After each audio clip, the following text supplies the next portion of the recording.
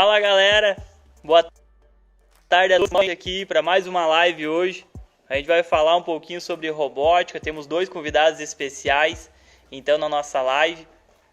A gente está trazendo pessoas de fora então do nosso estado aqui também, fora do nosso país. Então a gente tem a presença hoje do Ademir Bassanese, ele é treinador responsável pela equipe brasileira em mecatrônica nível nacional nas competições de World Skills. Ok, a gente já vai apresentar ele na sequência, já vai fazer o convite para ele aí, vai entrar com nós ao vivo na live.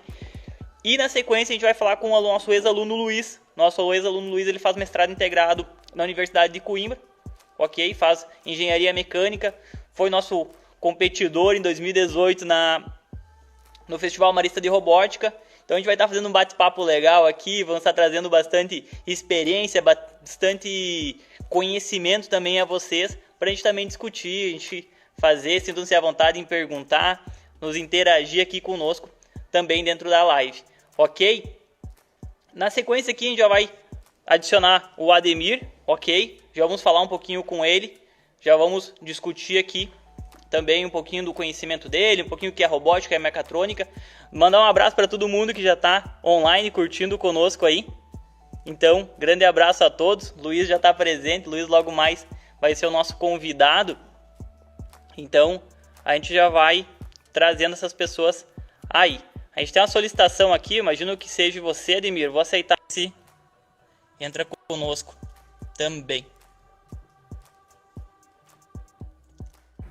Já vamos colocar o Ademir na sequência. Ô, tio Ademir, boa tarde, tudo bem? Boa tarde, tudo ótimo e contigo aí? Tudo maravilhoso. Seja bem-vindo à nossa live, Ademir.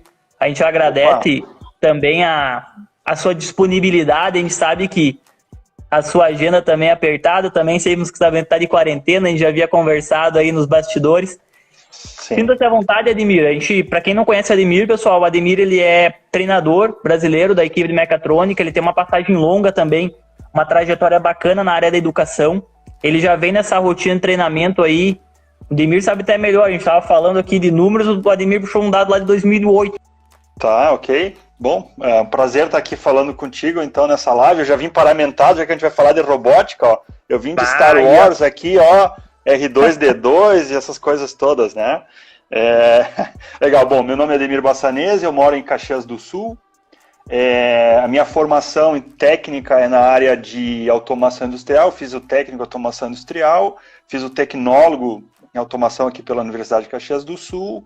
Trabalhei como instrutor do curso técnico de automação durante 12 anos, né? Ministrei várias disciplinas, né, no curso técnico, pneumática, hidráulica, eletricidade, CLP, a parte de robótica industrial, a parte de SIM, instrumentação, projetos, né, que era uma disciplina bacana. Então eu trabalhei durante 12 anos com isso, né? Que mais? Fiz uma especialidade, né, em educação profissional, né, para poder dar aula para o curso técnico, a lei exige. Muito bem, depois, em termos de formação, que mais? Fiz uma pós-graduação em Psicologia do Esporte recentemente, pela PUC, né, aqui de Porto Alegre, e aí depois, isso foi 2017. Em 2013 eu fiz uma formação na área de coaching, né? Então eu trabalho com coach também, não só a parte técnica, mas também a parte comportamental, né? A gente sabe que isso é muito importante. E fiz formação na parte de treinamento comportamental também pelo IFT. Então é isso que a gente tem feito, né, ao longo desses anos. Na parte de competição, então, né, de mecatrônica especificamente, eu fui competidor em 1998, né, do torneio nacional de formação profissional. Não era, hoje é seletiva World Skills, antigamente era Olimpíada do Conhecimento e mais antigamente era torneio, né? Então fui aluno do torneio, isso foi em 98, foi o segundo torneio nacional, o primeiro aconteceu em 96. Então, em 98, ele era classificatório para o Mundial em 99. Eu acabei ficando em segundo lugar, né? Eu e a minha dupla. O mecatrônica é uma competição em dupla. E aquela medalha de prata, na época, foi muito dolorida, né? Ela foi muito dolorida, porque a gente se preparou um ano e aí as coisas, né, que estávamos almejando, né? Poder ir para o Mundial e tal, representar, né? representar essa bandeirinha lá, e acabou não acontecendo. Talvez tenha sido um ponto fundamental para a trajetória que eu vim fazer depois, né? Aí eu passei em 99 a treinar as equipes do Rio Grande do Sul, e aí a gente ganhou 5 nacionais seguidos, né? Então, ganhamos 5 seguidos, perdemos as minhas equipes que eu treinei do zero, né? A gente perdeu só um nacional, que foi 2010, né? Ganhamos 2001, 2002, 2004, 2006, 2008, aí 2010 fomos prata. E eu me mantenho no processo desde então, né? Em 2013 eu passei a ser o expert do Brasil no World Skills, e tenho ido com as equipes, né? Hoje eu sou responsável pela preparação da equipe do Brasil após o nacional. Depois do nacional, aí eu planejo o treinamento, né? Eu não treino eles sozinhos, obviamente, né? Então eu tenho um grupo de treinadores dos estados, né? Também que ajudam, e a gente faz o treinamento da equipe que vai para o Mundial, que representa o Brasil lá. Bacana, Ademir, eu e você já participamos dessa. Eu já tive a oportunidade, pessoal, de participar da seletiva nacional. Eu participei em web design, não participei em mecatrônica, com o Ademir aí é uma lenda, né? Vem desde 98, tendo uma subsequência difícil de ganhar dele. Então, imagina, no Mundial tá difícil de ganhar dele, imagina na Nacional, né? Então... Mas eu participei agora, que foi em 2017, da seletiva para Kazan. De web. Então, a gente também obteve um resultado bacana, a gente ficou com um certificado de excelência com a Giovana. Mas eu queria que tu falasse para nós aqui rapidamente, Ademir, o pessoal que está assistindo, que a World Skills é algo que de repente seja novo para tantos que estão assistindo aqui, para nós já não é algo novidade, mas também quando a gente participou, a gente não entendia. Brevemente para o pessoal entender o que compõe, o que todo mundo, esse pessoal faz aí. Está carregando o Ademir aqui. Ademir, está nos ouvindo? A conexão do Ademir caiu lá. Opa, retornou. Tu ia fazer uma pergunta para mim aí, voltou. Tu ia fazer uma pergunta. Isso. Fala para nós brevemente o que é o World Skills, Ademir, até para o pessoal que está nos assistindo entender. Certo, vamos lá. Bom, o World Skills é uma entidade, né, que congrega atualmente 88 países, tá? É uma competição que acontece a cada 2 anos em um desses países membros, tá? A competição ela nasceu lá em 1950 na Espanha com o Albert Vidal, né? Eles promoveram uma competição de profissões entre Portugal e Espanha naquela época, né? E a ideia era motivar as pessoas, né, envolvidas nesse processo de educação profissional, porque o mundo vinha de uma Segunda Guerra Mundial, né, e estava muito destruído, precisava ter mão de obra especializada e tal, né? Então a ideia era motivar as pessoas, alunos, professores e comunidade. E aí o que se pensou? Como é que eu faço para juntar esses 3 públicos? Uma competição. Uma competição é da nossa natureza humana nos motivarmos para ela, né? Enfim, então é uma competição de jovens até 23 anos, tem algumas poucas modalidades que é até 25 anos, no caso a mecatrônica é uma delas. E lá em Kazan, que foi ano passado, foi a última edição, nós tivemos 1.354 competidores de 63 países ou regiões diferentes participando em 56 modalidades. Então, imagina, são 56 modalidades diferentes. Então, mecatrônica, eletrônica, eletricidade, predial, eletricidade industrial, web design, serviço de restaurante, os mais variados, tanto da área da indústria quanto da área do comércio, né? Cozinheiro, tem de tudo lá, né?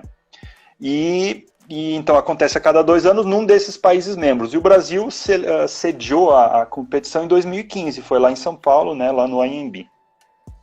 Tá? Maravilha. Então, esse é o World Skills aí. Bacana. Acho que é até legal falar do resultado do Brasil nas últimas edições. O resultado do Brasil, eu lembro que em Abu Dhabi foi bem... em Brasil, em 2015, foi bem satisfatório. Em 2017, em Abu Dhabi também foi bacana. E em 2019, em Kazan, também foi um resultado interessante, né? Sim. Em 2015, o Brasil foi top 1 no ranking geral de medalhas. Então o Brasil ganhou... Assim, lá no Mundial, existem pontos por medalha. A medalha de ouro vale em 4 pontos, a prata vale em 3, o bronze vale 2 e a excelência vale 1. O que é excelência? Você ficar acima da média de pontos da tua modalidade. Você está acima da média do teu grupo, né? Então, nesse ranking, o Brasil ficou em primeiro lugar, né? E o Brasil, assim, nas últimas, vamos lá, antes de 2015, né? Se eu pegar antes de 2015, as 10 edições para trás de Mundial, a Coreia do Sul ganhou 9. Só tinha perdido para a Suíça, quando a Suíça sediou em 2003. E aí o Brasil ganhou em 2015, então. Então foi o melhor resultado. E aí, em 2017, em Abu Dhabi, a gente foi bom. O Brasil ficou, acho que, em terceiro lugar no ranking de medalhas.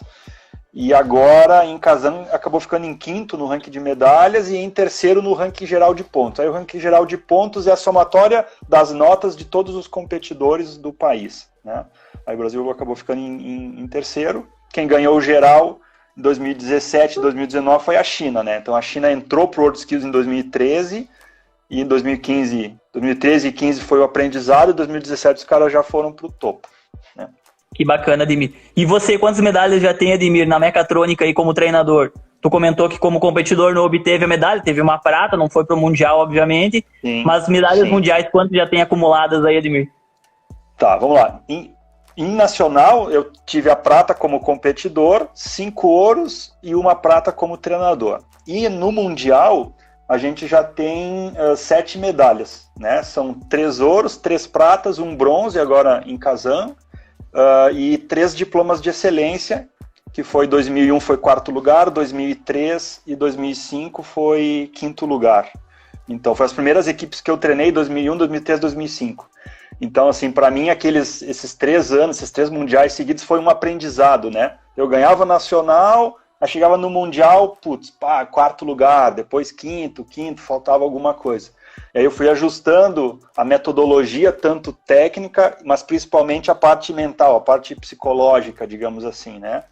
E com o auxílio de outras pessoas, né? Que foram me ajudando e tal. E a gente conseguiu chegar lá, né? Então a primeira medalha foi em 2007, foi no Japão. Depois, 2009 foi outra prata, com o melhor da nação, com o Best of Nation. E aí faltava um ouro, né? Então a gente já tinha know-how, já tinha conhecimento, faltava o ouro, né? E aí 2011, em Londres, é que veio o primeiro ouro.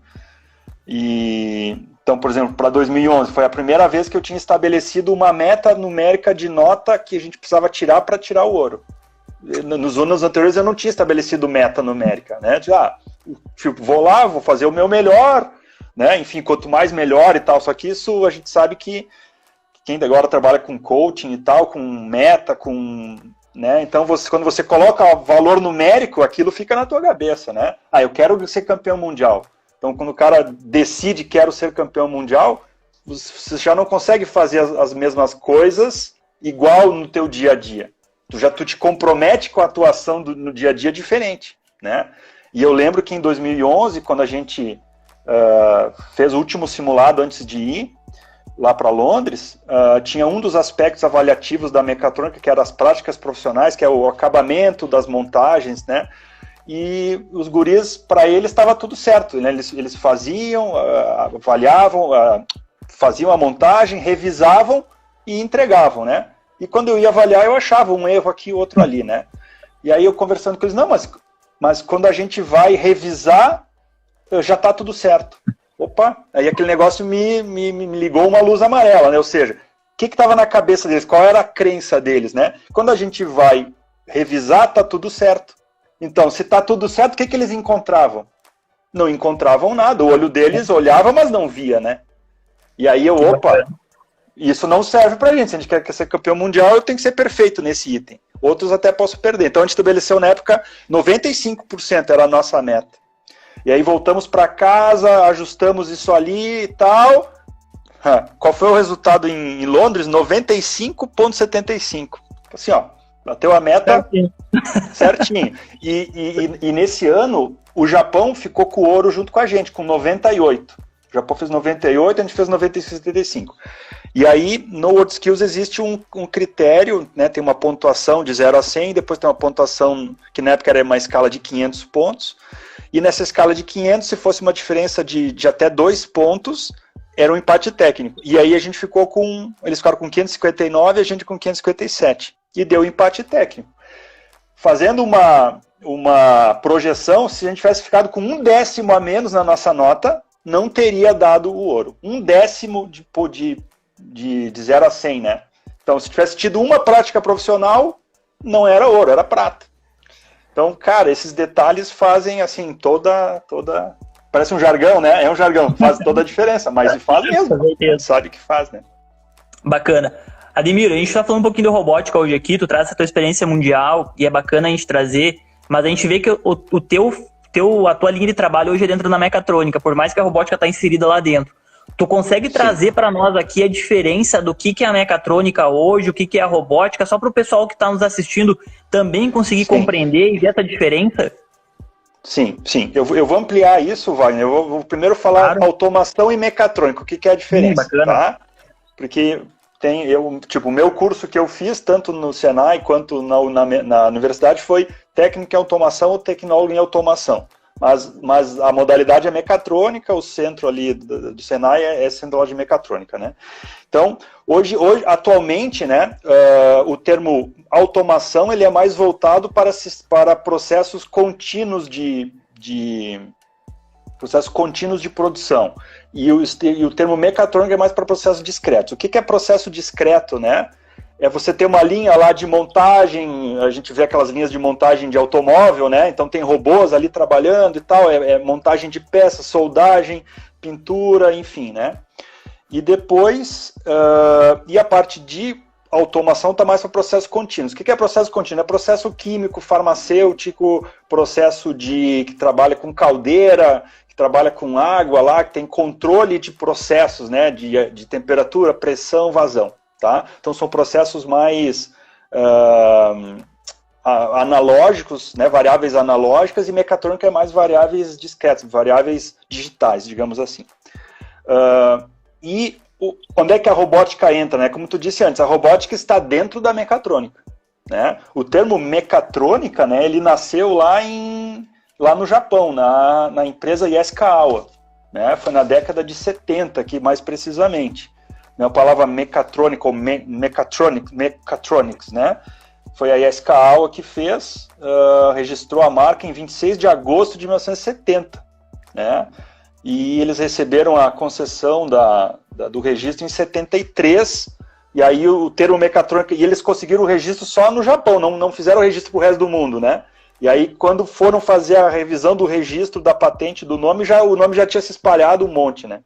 Então, o termo mecatrônica é a junção mecânica, eletrônica e a parte de controle, ou parte de informática, né?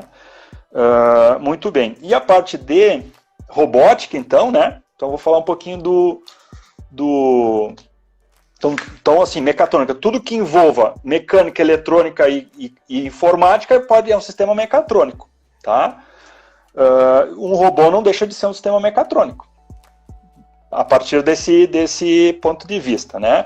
Mas vamos lá, vamos falar sobre robótica, então. O termo robô, né, Wagner, ele nasceu lá no final, lá em 1921, né? Foi a primeira vez que foi usado esse termo, foi numa peça teatral, né? Que foi usado pelo tcheco Karel Capek, né? Ele usou isso numa peça de teatro, a palavra robô vem vem da raiz, né, do termo robota, que significa trabalho forçado. Então, nessa peça teatral, existiam robôs construindo outros robôs, digamos assim, lá em 1920, né? Então, não era algo real, era uma ficção, né?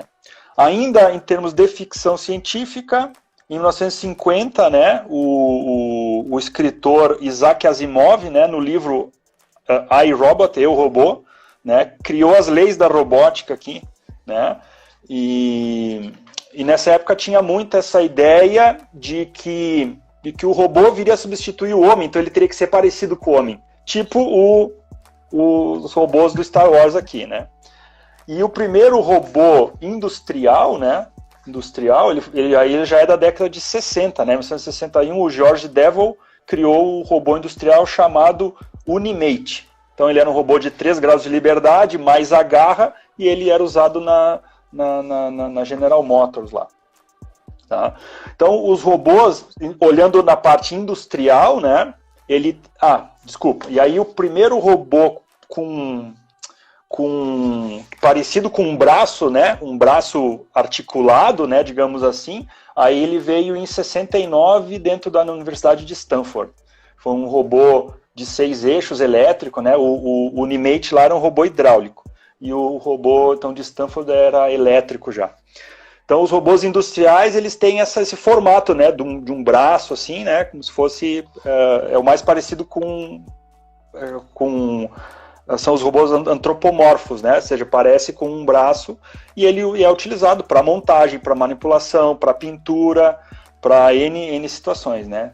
Claro, hoje em dia existem outros robôs, por exemplo, tem o robô Pick and Place de 4, que é o 4 com 2 T's, ele tem 4 hastes, assim, cara, é um robô pick and place muito rápido, ele pode vir as peças na esteira, elas vêm em várias posições, aí tem um sistema de câmera que tira a foto, indica para o robô onde ele tem que ir, ele vai lá e pega e é muito rápido, né? Então, isso falando de robótica industrial, né? Outra área de atuação grande dentro da indústria é os AGVs, né? Que é os Automated Guided Vehicles, que são usados para transporte de peças dentro de um setor para outro, né? Isso eu vi de perto quando eu fiz meu estágio na Embraco, lá ali em Joinville, ali em Santa Catarina. Eu fiz o meu estágio em 97 na Embraco. Quando a gente visitou em 96, já tinha o setor lá que tinha os AGVs transportando e de forma automática, né? Eles se guiavam e tal. Eu sei que a pergunta inicial era a diferença, né? A diferença entre mecatrônica e robótica. Ok, eu vou chegar ali. Eu diria que um robô...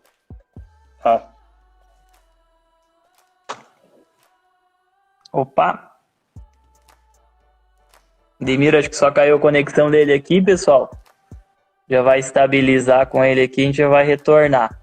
Bacana o que o Ademir está falando e traz toda essa experiência dele, é que dentro hoje da automação, pessoal, um braço é a mecatrônica. O Ademir voltou aí. Tá de volta, Ademir. Fica à vontade aí, concluir. Voltamos. Então, hoje, ou seja, né, a parte da robótica, essa industrial que a gente conhece, ela está dentro da mecatrônica. É uma aplicação da mecatrônica. O robô é uma aplicação da mecatrônica, digamos assim, né? E claro que, se a gente olhar hoje em dia, existem N outros aplicações, né, fora da indústria, né? Outro dia minha esposa comprou aí um robozinho para limpar o chão aí, né? Passa e tal, fica varrendo ali, limpando e tal. É uma aplicação robótica, não deixa de ser, né? É um negócio simples ali e tal, mas tá ali, né? Existem na parte de segurança, na parte de N aplicações, né? Na parte de entretenimento, né? O ano passado a gente tive a felicidade de ir com a família lá para Disney, né? E aí, indo nos parques lá e tal, né? Cara, tem muita aplicação de automação, ou de mecatrônica, ou de robótica lá, né? Nos parques de diversão. Então, aquele brinquedo do Harry Potter lá, que tem o castelo grandão, né? Ou seja, para quem conhece já foi, sabe o que eu estou dizendo, né? É um negócio brutal, né? São 4 cadeiras assim, que você senta, e aí ele te faz, simula, né? Para quem viu os filmes do Harry Potter também, né? Simula que você está andando como se fosse andando na vassoura lá dele, lá naquele negócio, passando pelo jogo lá, que é no aéreo, passando pelos castelos e tal. E aí, o que acontece? Aí eu sentei num cantinho, né? No cantinho da cadeira e olhei de canto de olho aqui. Cara, é um robô industrial, bicho. É um robô para 300 quilos, né? Então ele pega a cadeira e fica levando você aqui e brincando contigo ali, né? Então, né? É um negócio... Deixou de ser apenas industrial para a gente trazer para uma outra área de empreendimento, né, Ademir? E a gente pegar dentro desse foco que a gente está falando, e é até legal a gente trazer, a grande quantidade que a gente tem hoje de competições de robótica que as escolas, os colégios, as instituições de ensino vêm a participar, né? E a gente traz um agregado. Hoje, se a gente for fazer uma análise... Hoje, a competição, a robótica, na verdade, virou um elemento de ensino, né? Através da robótica, a gente consegue ensinar a gente consegue, a gente vê tanta coisa nova às vezes na internet aí, e o pessoal fazendo, às vezes parece algo simples, mas que acaba simplificando o ensino e acaba auxiliando com a ferramenta. E tu vê, como você mesmo comentou, isso nasceu lá no início da década de 1900, numa peça teatral, num processo, quem sabe, até futurista. Se a gente pegar as 5 leis do Isaac, cara, é extremamente futurista, né? Ele falando para aquele momento... Eu não li as leis ali, mas aquelas leis, né? O robô não pode prejudicar o ser humano e tal. Exatamente, mas a gente traz para a realidade isso, a gente começa a ver que tem sentido, né? A forma que a gente vive o cotidiano. Admir, a gente seguindo aqui na nossa conversa, até pra gente conversar um pouquinho e tu trazer essa tua experiência que é bacana, eu queria te perguntar quais são as competências hoje que a robótica, que a mecatrônica, essa área, enfim, traz, e o quanto isso vem agregar no mercado, como que o mercado se encontra em tudo isso. A gente vê algo extremamente em expansão, né? Todo mundo, hoje, nessa própria pandemia, foi até um tema escolhido com essa ideia, com esse objetivo, pois veja, sim, hoje a interferência humana é um ponto que está em interrogação, né? A gente vai conseguir parar um setor do frigorífico, a gente vai parar o comércio, mas o mercado eletrônico não para, né? A entrega não para. Então, tudo se a gente conseguir automatizar. O que tu acha de tudo isso? O que tu vê nessa tua experiência mundial, né? Tu que já esteve do lado da China, Japão, Coreia, esses caras são referências para nós aí, numa forma global, né? Sim. Eu estava vendo uns artigos outro dia ali, lá na China tem uns robôs que estão auxiliando dentro dos hospitais e levando comida para os doentes e tal, né? Fazendo esse papel, né? De um lado é legal, né? Porque, você não vai botar pessoas em risco para se contaminarem. E a gente sabe que grande parte dos contaminados é o próprio pessoal da saúde, né? Que está direto com os doentes ali. Aqui em Caxias, por exemplo, 50% dos infectados são os próprios enfermeiro, médico e tal, né?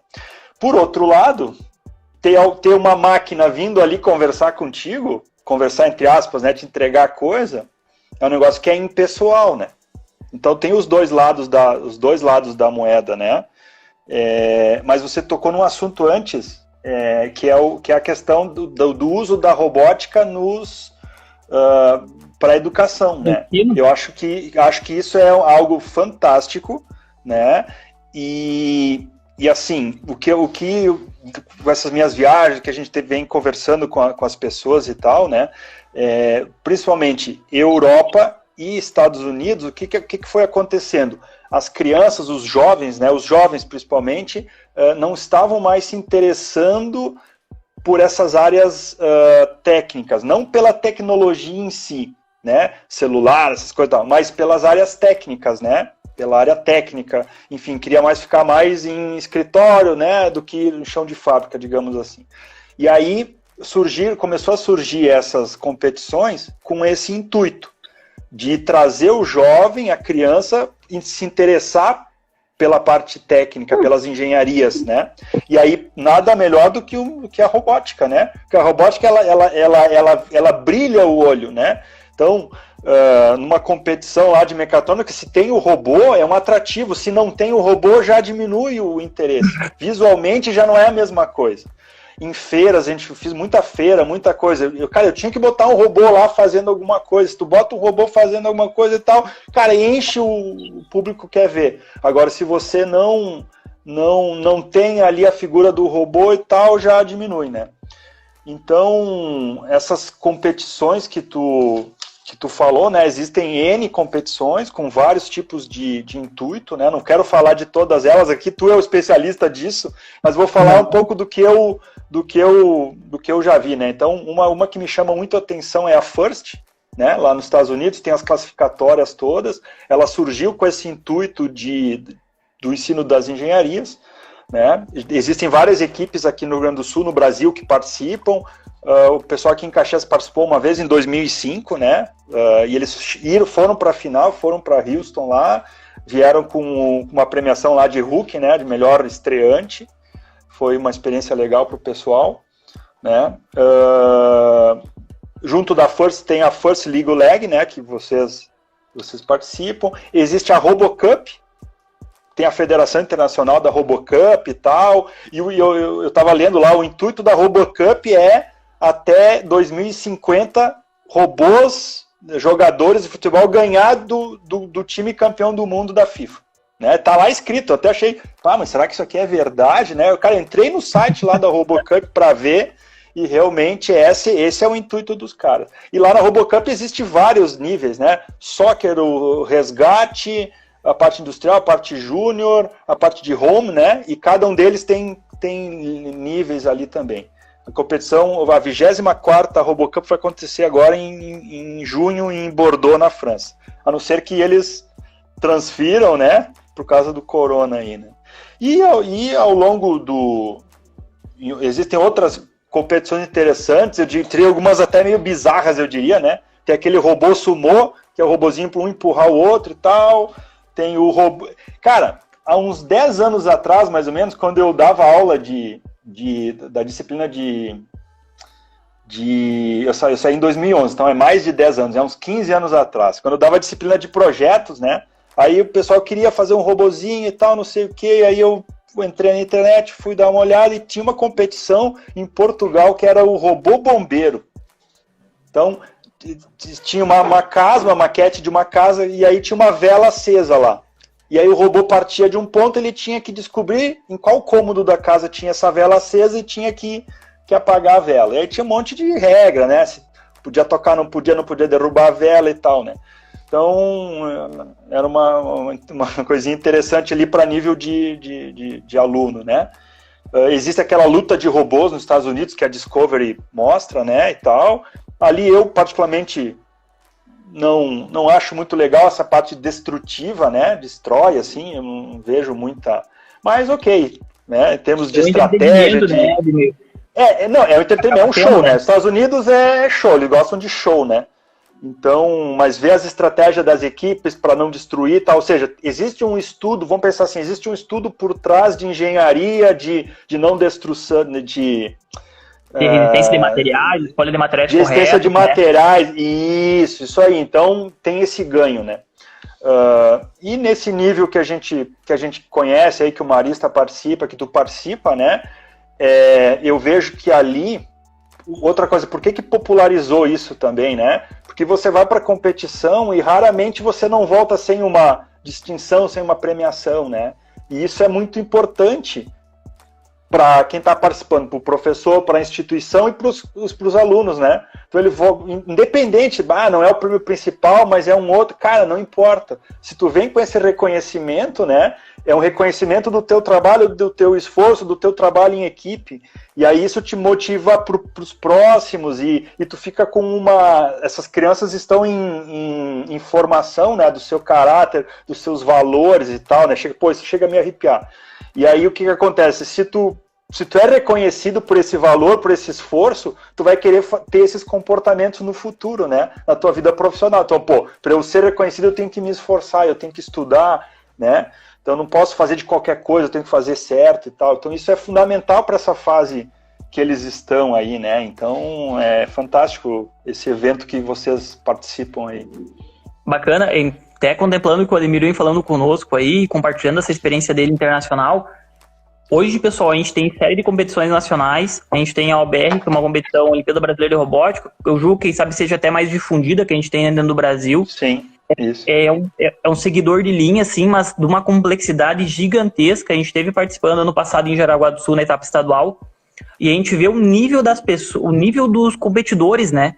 E o interessante é falar que o nível dos competidores são alunos até terceiro ano do ensino médio, alguns do ensino técnico, assim, mas eram poucos, até pelo tempo, pela vontade de participar da organização. Então, a gente vê crianças lá de 8, 10 anos com um robô, com um notebook embaixo do braço, correndo para um lado e para o outro, programando, chorando, comemorando. Sim.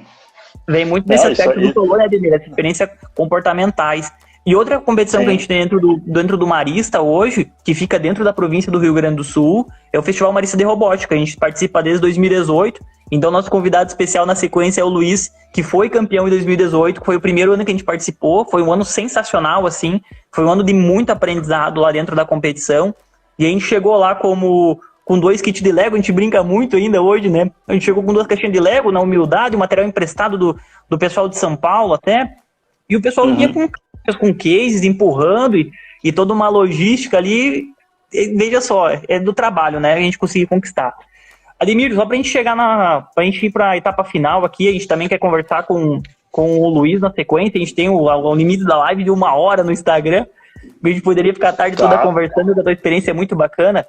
Eu queria que tu compartilhasse conosco alguma experiência, algo que tu queira deixar ao nosso público que está nos assistindo hoje também aí, referente à robótica, referente à mecatrônica, o que pensar do futuro. A gente está vivendo essa época de pandemia, uma época delicada, uma época que a gente está se reinventando com uma série de coisas, e a gente percebe também a nossa área, principalmente da robótica, essa área também se movimentando para tentar sanar esse problema, igual tu comentou dos enfermeiros, né? Fazer essa alimentação, tentar a interferência humana, que é o ponto de contágio. Sim. Certo, legal. Tu usou uma palavra aí de se reinventar, né? Ontem até aqui em casa, minha esposa estava falando sobre esse termo. Ela falou que esse termo, parece que a gente tem que tudo que a gente fez não vale de nada, tem que fazer tudo novo. Eu acho que em vez de usar o termo se reinventar, a gente tem que usar o termo, a gente tem que se adaptar. Vamos se adaptar ao que está acontecendo, né? E vou deixar duas reflexões aqui. A primeira delas é a seguinte: quando tudo isso começou, né?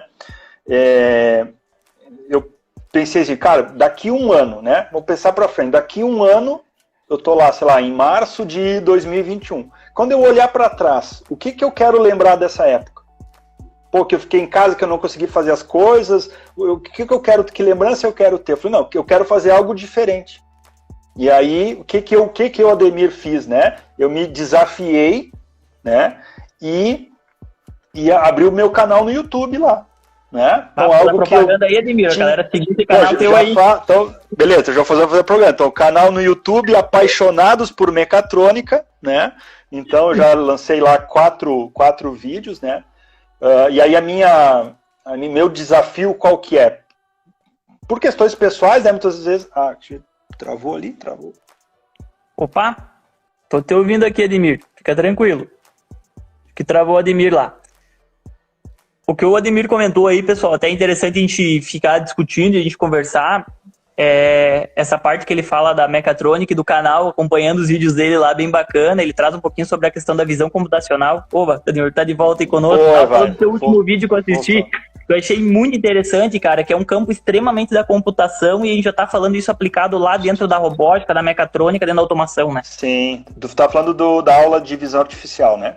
Isso, para nós é visão computacional o nome, né? Mas para vocês é visão artificial, mas é o mesmo conteúdo, o mesmo conhecimento. Certo, perfeito. Então, olha só. E aí, já que tocou nesse assunto da visão, eu vou linkar o meu último assunto aqui. Então, vamos lá, vamos só retomar. Daqui 1 ano, quando eu olhar para trás, o que eu quero lembrar disso? Pô, cara, eu fiz o meu canal lá no YouTube, gravei umas aulas, fiz uns vídeos legais, consegui expandir o meu conhecimento para as outras pessoas. Pô, agora, sei lá, tô com 5 mil seguidores ali no canal inscritos. Pô, que legal. Então, eu acho que cada um na sua realidade é hora de se desafiar e fazer alguma coisa diferente, né? E aí tu falou dessa aula, né? O que eu me desafiei ali? Fazer, não só em português, fazer em inglês também, né? Tem um monte de gente que eu conheço ao redor do mundo aí, então eu estou fazendo os vídeos em português e em inglês. Tem isso também que vai me desafiar a melhorar o meu inglês e tal, né? E aí, essa aula específica sobre visão, né, computacional, foi uma aula bem básica, né? Bem básico lá. Eu assisti essa aula, Wagner, em 1995. Né? E o nome a matéria era Introdução à Visão Artificial, e o nome da professora era Silvana, né? Então, eu lembro dessa aula, e eu fiz essa aula, dei essa aula no workshop de mecatrônica do ano passado, né? Do pessoal que vai participar da seletiva esse ano. E aí eu digo, não, deixa eu estudo, porque a gente teve a parte de visão lá em Kazan, né? Aí eu digo, não, vou dar uma aula disso, então deixa eu dar uma lida nesse assunto, que faz um tempão que eu não trabalhava. Eu cheguei a dar aula na mecatrônica quando eu era instrutor, né, ali do laboratório de SIM. Eu falei, deixa eu dar uma olhada hoje, né? Quando eu comecei a ler as coisas e tal, cara, esses fundamentos eles não mudaram, eles só evoluíram, né? E aí é justamente sobre isso que eu quero finalizar com essa frase aqui, ó. tá? É uma frase do filósofo e poeta espanhol Jorge Santayana. Aqui diz o seguinte: prestem atenção, gurizada. O progresso, longe de consistir em mudança, depende da capacidade de retenção. Quando a mudança é absoluta, não permanece coisa alguma a ser melhorada e nenhuma direção é estabelecida para um possível aperfeiçoamento. E quando a experiência não é retida, como acontece entre os selvagens, a infância é perpétua. Aqueles que não conseguem lembrar o passado estão condenados a repeti-lo. Então esse é meu convite, de que a gente, a tecnologia é coisa nova e tal, achar que o que está no passado não serve. Não, eu acho que o passado serve e é uma construção contínua, né? A gente não pode esquecer do nosso passado, né? Então, acho que é por aí. Capacidade de retenção da tecnologia aí. Maravilha, sabe as palavras, professor Ademir? Acho que é isso. A gente agradece demais a tua disponibilidade, igual eu comentei, a gente podia passar a tarde conversando aqui, a gente teria assunto bem tranquilo aí. Teria muito assunto, meu querido. Gostei da tua aula outro dia de linguagem lá e tal, né? Digo, if, else, C, digo, cara, isso é C pra mim, eu trabalhei muito tempo com programação de microcontroladores, com C e tal, né? E caramba, né? Mas em nome do Colégio Marista, a gente te agradece. A gente vai entrar agora com o pessoal, com o nosso próximo convidado, aí também o Luiz. O Luiz, ele estuda em Portugal, ele está no Brasil agora, né? Com meio dessa pandemia, ele já começou a se movimentar, obviamente lá começou antes, ele resolveu retornar ao Brasil.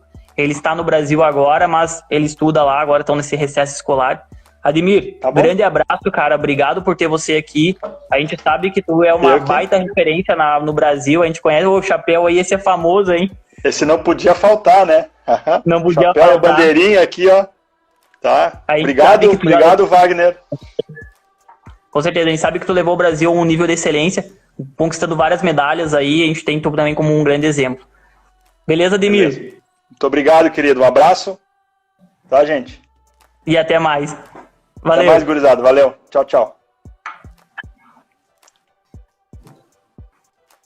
Pessoal, vamos dar sequência à nossa live aqui. Agora eu vou convidar o Luiz. Então, o Luiz foi o nosso competidor aqui, foi nosso ex-aluno aqui no Colégio Marista. O Luiz, imagino que esteja nos assistindo. Se quiser se convidar aqui, Luiz, eu já te aceito, te coloco também aqui dentro da nossa live. Sinta-se à vontade em mandar a solicitação, Luiz, que eu te insiro aqui conosco. Nós falamos, pessoal, sobre o Festival Marista Robótica, acontece todo ano em Porto Alegre. Todo ano a gente tem uma temática, né? Acaba sendo bacana lá a gente participar. E todo ano a gente aprende uma coisa nova. Então, o ano que o Luiz participou conosco, a gente estava falando sobre os elementos químicos. E esse ano agora que passou, nós estávamos falando sobre a questão do espaço, a questão das energias que a gente tem que trabalham dentro do espaço de forma sideral, né? Boa tarde, Luiz, tudo bem? Boa tarde, tudo. Pô, beleza. Tava contando um pouquinho sobre as competições, sobre o Festival Marista, que a gente participou em 2018, que quando você participou, a gente foi campeão, era sobre elementos químicos, né? Era sobre a tabela periódica, era 100 anos da tabela periódica. Ano passado que a gente participou era a parte da espacial, então a gente vinha envolvendo. Luiz, gostaria que você apresentasse, falasse um pouquinho sobre você aí, o que você está fazendo hoje. Então, boa tarde a todos. Meu nome é Luiz, eu fui aluno do Colégio Marista por 13 anos. Me formei no terceirão 2018 e também foi o ano que eu participei da equipe de robótica do Marista. Atualmente eu estou fazendo mestrado integrado em engenharia mecânica na Universidade de Coimbra, em Portugal. Mas por toda a situação da pandemia, as aulas lá estão sendo feitas online, então eu estou aqui no Brasil com a família. Bacana, Luiz.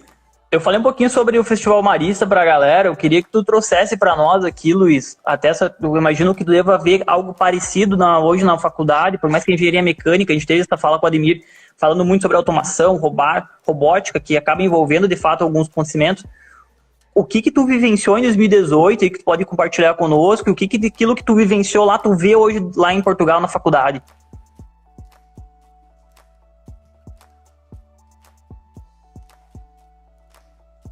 Luiz, tá me ouvindo? Opa! Sim, deu uma travada, mas já voltou. Maravilha. Então, Tá me ouvindo? Estou lhe ouvindo. Em 2018, que nem você falou antes, a gente tinha aquelas 2 caixinhas de Lego lá, e foi...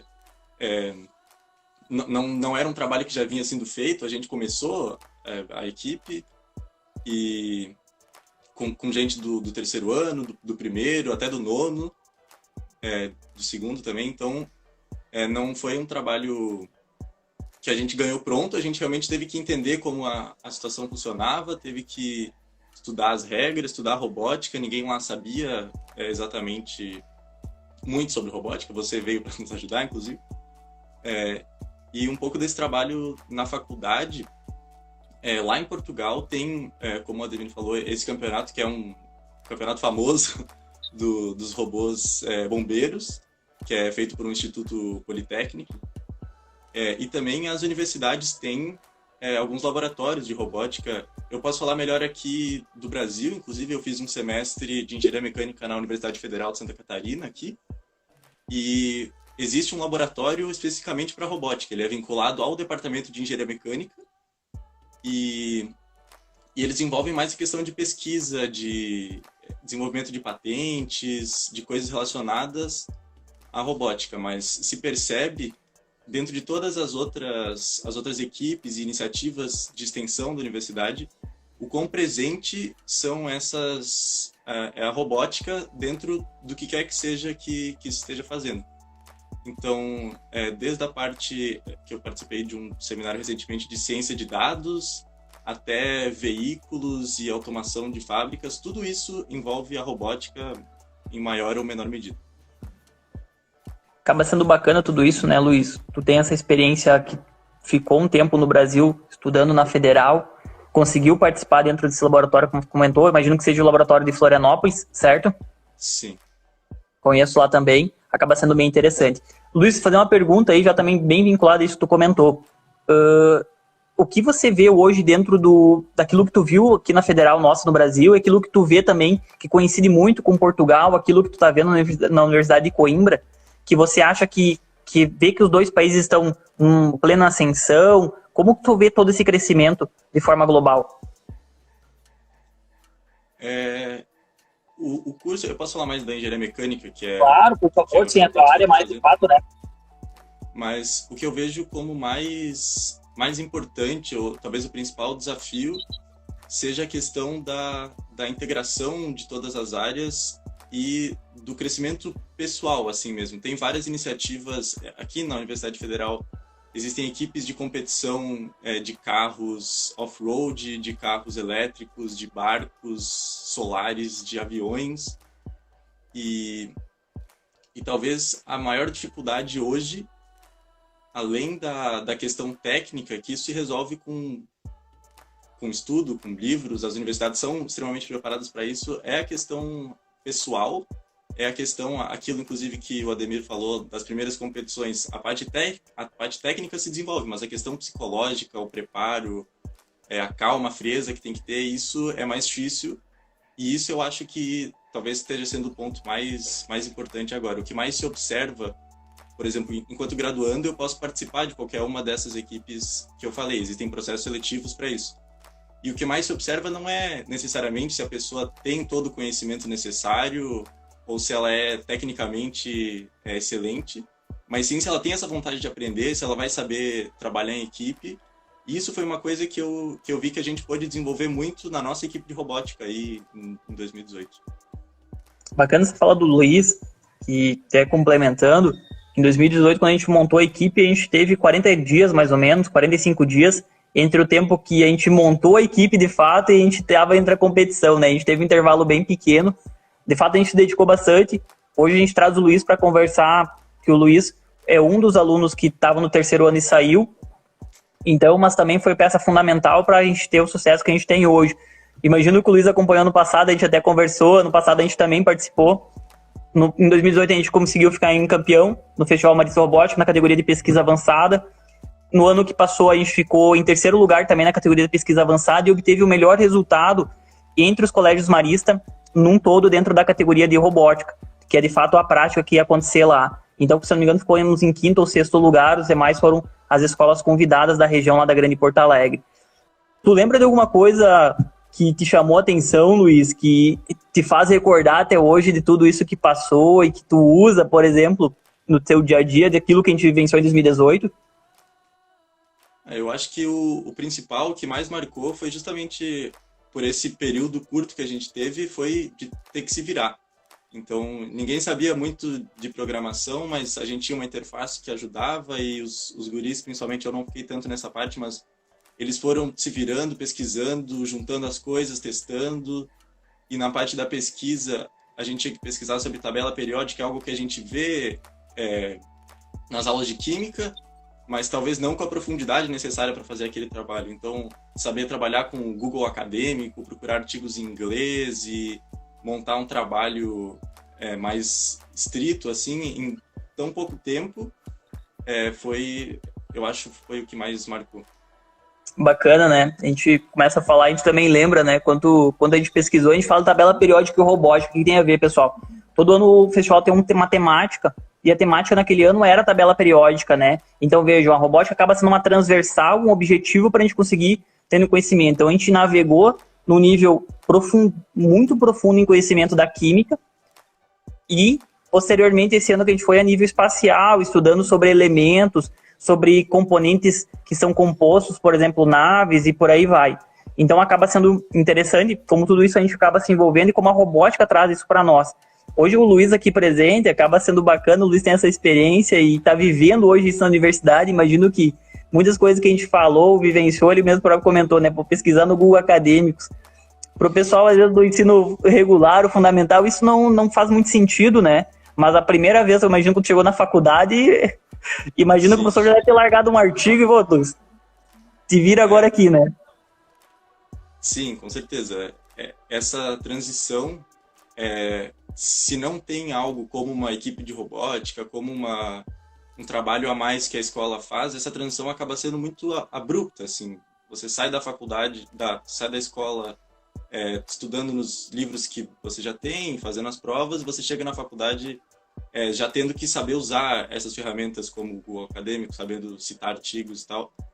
E esses projetos extras, como a equipe de robótica, ajudam muito nessa preparação e a fazer uma transição mais suave, digamos assim.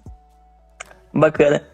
Pessoal, também complementando o que o Luiz falou, a equipe de robótica a gente também continua esse ano aqui, a gente permanece, como iniciamos em 2018, 2019, 2020, com a quarentena a gente está parado, é claro, com as atividades, mas a gente também pensa nas competições já futuras. Então a gente vai ter a OBR, tem o Festival Marista, existe toda uma logística se vai ter, realmente esse ano não vai ter, um estudo de se isso vai ser viável ou não.